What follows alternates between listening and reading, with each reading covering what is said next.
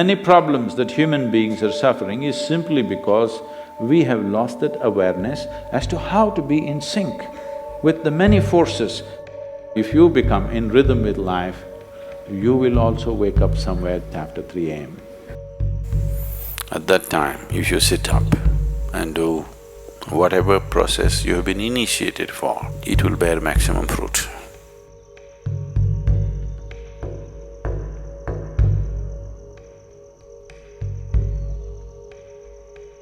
In the way the planet is spinning and what is happening, something very fundamental changes somewhere between 3:20 to 3:40. This is called Brahma Muhurtam. This is relevant only up to 33 degrees latitude. Your system, human system, functions in a certain way.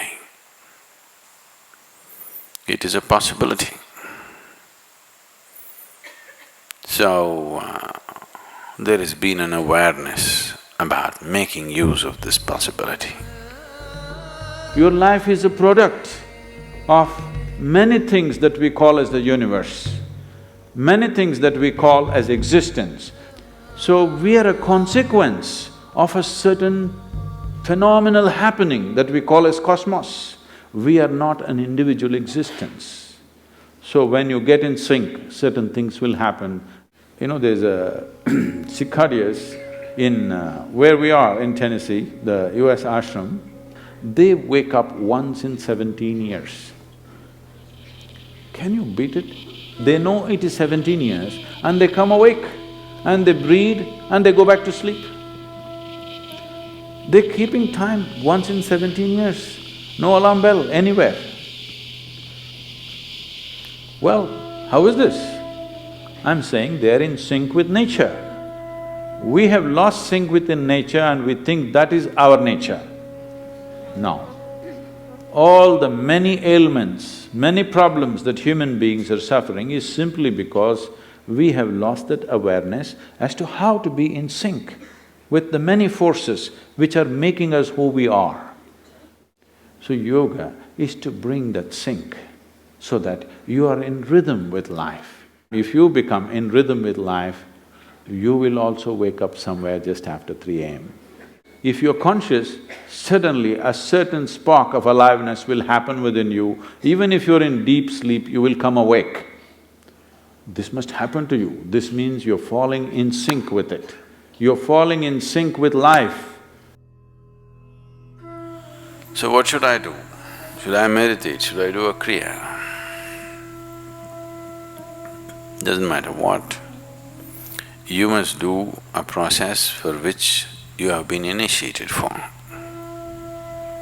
Because initiation means you were not just taught a practice, it was introduced into your system, it was implanted in your system. So whatever, if there is a life seed within you, if you're awake at Brahma Muhurtam and sit for whatever that practice is, it bears maximum fruit because of the way the planet is behaving in relation to your system. If you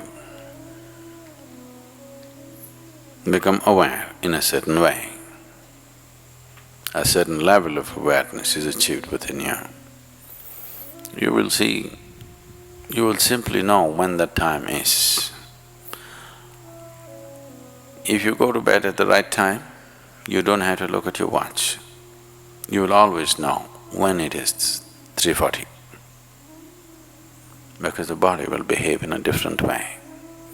At that time, if you sit up and do whatever process you have been initiated for, not what you picked up from a book,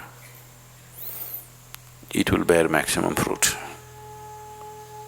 The seed will get the necessary support at that time for it to sprout or spurt up more rapidly than at other times. This is only for the initiated. If you're not initiated, you're a book yogi, then 340, 640, 740, not so much of a difference. Sandhya kalas are more important for such people. Sandhya means 20 minutes before sunrise, 20 minutes after sunrise, or 20 minutes before sunset and 20 minutes after sunset. The same goes for noon and midnight, but they're of a different nature.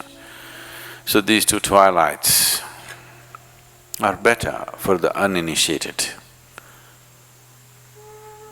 340 is good for those who've been powerfully initiated.